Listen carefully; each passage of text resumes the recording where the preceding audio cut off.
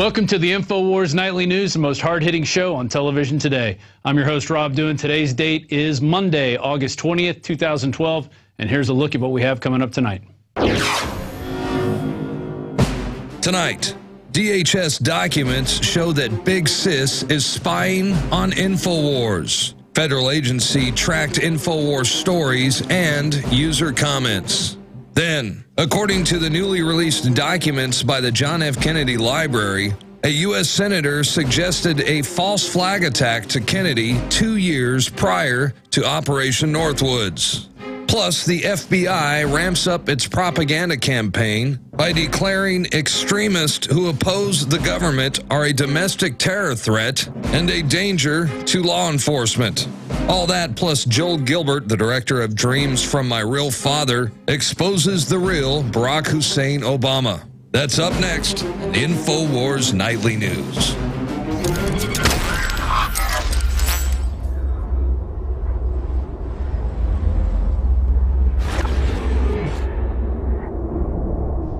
Do you remember last week when we were talking about George Soros and taking his investments and basically cashing out of the stock market for the most part and buying into gold? Well, now we're going to show you another globalist minion, or I guess globalist leader out there, Lord Jacob Rothschild. And here's that. This is Paul Joseph Watson at InfoWars.com. Lord Rothschild betting on euro collapse. Banking titan places $200 million short against single currency. If the actions of Lord Jacob Rothschild are anything to go by, the long-predicted collapse of the euro may not be far away, with the banking titan placing a $200 million bet against the troubled currency. Lord Rothschild, an elder member of the dynastic Rothschild banking family, has taken the position against the euro through RIT Capital Partners, the £1.9 billion investment trust, which he is executive chairman of, and that's out of CNBC. So what does this tell you? The big guys are getting out. They've ridden the bubble up. They're getting out before the bubble bursts. They're going to wait for it to crash, and then they will get back in when it's down low after everybody else has lost everything, and then they'll go around buying up everything for pennies on the dollar. That's how the scam works. And you're not part of it. You don't have the insider information. You're not making currencies collapse out there, so that you don't know about it, and neither do your investment bankers. So take that to heart. It's coming. I told one of my friends this weekend, I told him about Soros getting into gold, and he goes, well, it's serious now. I said, yeah, obviously, it's serious. Moving on. This is at InfoWars.com from Jurian Masson. Senator suggested false flag attack to Kennedy 2 years prior to Northwood's proposal. And this is California Democratic Senator George Smathers proposed an Operation Northwood-style false flag attack on Gitmo to then Massachusetts Senator Kennedy, The Guardian reports. And it goes down here to a quote, I did talk to him about a plan of having a false flag attack on Guantanamo Bay, which would give us an excuse to actually foment a fight, which would then give us an excuse to go in and do the job. He asked me to write him something about it, and I think I did. And here's a little outline of what they came up with.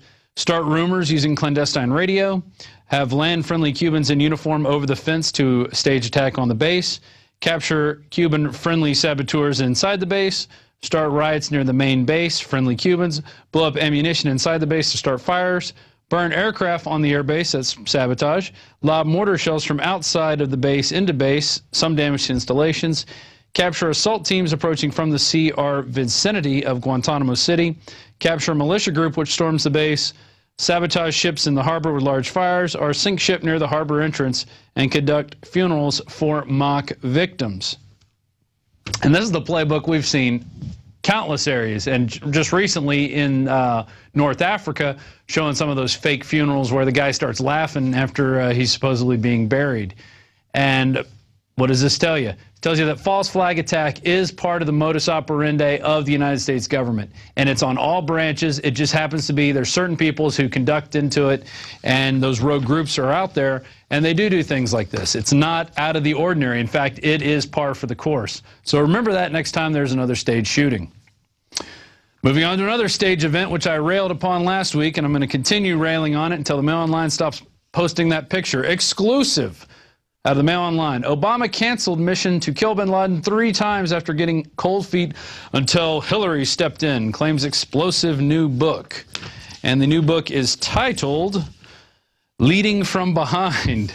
which you can take what you will from that. It's got a lot of different connotations to it, especially there's rumors out there of, our president crossing the fence several times or playing on both sides of the team. Anyway, Barack Obama canceled 3 operations to kill Osama bin Laden before finally going ahead with the mission at the assistance of Hillary Clinton, according to the new book. The explosive allegations contained an expose by journalist Richard Mintier, who argued that the White House's carefully crafted narrative of Obama as a decisive leader who dispatched the al-Qaeda leader despite the doubts of advisors is a myth. And then Politico came out with another piece. We're going to go to the overhead camera on this. White House, fabrication that Obama called off bin Laden raid. And so they're basically disputing these facts. So this is what you get when nobody's telling the truth. You get this muddying of waters. And then let's go back to the bin Laden raid a little bit. Special Ops Commander says book on SEAL raid that killed bin Laden is a lie. So this was last year. This is in November of last year. You had all these different special ops guys coming out saying their version of the tale was right, and then people were disputing that. And so you also had the staged White House photo, which I'm going to go to, which they keep including in this Mail Online article right here. Staged photo. They were not watching the raid at the time because Panetta came out and said they had 20 minutes of footage where they could not see any video, or 20-minute time span where they could not see any video. But the Mail Online keeps going to this photo as you're claiming it's authentic, where you don't even have Obama looking in the same location as everybody else. There's that photo. Hillary Clinton got her hand over her mouth. Everybody's looking serious. You got another general who looks like he's playing solitaire over there, not really paying attention. And so what does all this say? They're going to keep changing little bits of the story just to keep putting it out there like it's a real event. And they're just going to keep tweaking the narrative till, 10 years from now, nobody's going to know what really happened. All that we know is that bin Laden's dead, yet they have no evidence that he's dead. They have no DNA evidence. They have no photographic evidence. There's no log from the boat that he was supposedly thrown off of with the burial at sea. That's not even Muslim tradition, even though the U.S. claimed it was. So it's just a quagmire story that's just going to keep... It's actually funny watching them keep throwing out different things and writing books about it to try to sell this fake narrative. Moving on to more fake narratives. FOIA documents. DHS monitored opposition to See Something, Say Something program. And there she is. There's Janet Dungbeetle checking out INFOWARS. Hundreds of pages of documents released under the Freedom of Information Act reveal that Department of Homeland Security monitored political opposition to the See Something, Say Something campaign, as well as tracking INFOWARS stories and user comments on a myriad of other issues while categorizing the website as right-wing terrorism. Wow. The documents contain email communications as well as intelligence reports that circle between different offices of the Department of Homeland Security as well as the Office of Intelligence and Analysis, and in most cases the identities of individuals both sending and receiving messages have been redacted. The report notes how INFOWARS.com launched a campaign in opposition to the DHS program, which encourages citizens to report suspicious activity and basically become spies for the state to the authorities, including via television screens at Walmart, which play the message from DHS Chief Janet Dungbeetle Napolitano. And we have a couple close-ups here. One is from the NTRAC intelligence team, which says, detect, deter, defend, and we can bring that up. That's one of my graphics there. And basically it details the V for Vendetta campaign. There it is right there. See Something, Say Something, and there's actual screenshots from the site, Infowars.com, you are the resistance. And that's pretty funny. And then also they talk about and this is from a screenshot with the front page report entitled Right-Wing Terrorism. Then it goes to the Hardin, Montana story that we covered back in 2009, which also ended up being part of Police State 4, The Rise of FEMA, where you had this guy who was a convicted felon. He had many aliases. He was basically trying to go into Hardin, Montana, start a Hardin police force, and run around in his specially decaled, outfitted cars, claiming he was, the law of the land, and basically house people in this prison that they weren't even using. So they use that, and it says, conspiracy theorists believe this is a new location of a FEMA camp. Well, Alex Jones, Aaron Dykes, and Rob Jacobson went on location to Hardin, Montana. They interviewed the spokesperson who refused to talk about this Michael, I forget his last name right off the top of my head, but he was out there basically putting these police decals that said Hardin Police Force on his cars. They were going around pretending They were the police force of the area, even though Hardin did not have a police department. And what were they going to do? They were going to base out of that prison base, or that prison, and then use it to basically just harass the local citizens. This is something we see other security guards are coming up with, this motif of, we're going to act like we're the cops, we're going to dress like the cops, we're going to outfit our cars just like the cops, and people won't know the difference, and they'll just bow to anyone in uniform.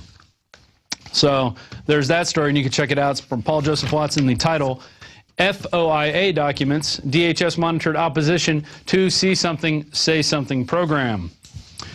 Now moving on back to Colorado, Aurora witness, alarm announced murder in the theater. And this is a really interesting video that came out of the DetroitPress.com. And basically, it has a witness who was there. Her name was Selena Jordan. She was in a neighboring theater while all this was going on. People in her theater got shot. And then she talks about this mysterious alarm she heard. So let's go to that video now. So like 5 minutes after the guy comes running in and tells them that they're shooting outside, you hear the alarm go off. It said murder in the theater. Like, it's just going off, murder in the theater, murder in the theater. It's crazy that they got an alarm saying that there was a murder in the theater, you know? So, like, everybody, me and my friend, we're standing there, like, clueless. Like, what should we do? Should we stay here or go out there where they're shooting? But everybody's going up to the exit, so we're like, okay, we're just gonna go to the crowd, go with the crowd. So there you go. More stories coming out of that, which lead me to believe that they knew this was going to happen. Why else would you have murder in theater playing over a loudspeaker? That is really creepy and really suspicious. And we came out basically from day one and said this was a false flag attack. I went on to Coast for about 3 hours a few weeks ago, and I mean, it was maybe 2 days old that this incident had happened, and we were talking about it in the, you know, as it was a false flag attack. And I personally believe that it was, because if you look at all the information and all the different, you know, the second gas mask being found, James Holmes like giving up without a struggle, and then telling police he's got his apartment booby-trapped, him being in his DARPA connections, his father's connections. I mean, it goes all over the place. So we called it first, and we stand by that story until we're proven otherwise. Now we're going to go to a quick couple reports with Jakari Jackson, who's going to detail some Facebook news and also on our summer gas prices. Go ahead, Jakari. All right, thanks, Rob. This is Jakari Jackson reporting for the INFOWARS Nightly News. We have a story for you, Summertime Blues for Drivers. This story out of the Associated Press. U.S. drivers paid an average of $3.72 per gallon on Monday. That's the highest price ever on this date, according to Auto Club AAA. A shade above the $3.71 average on August 20th, 2008.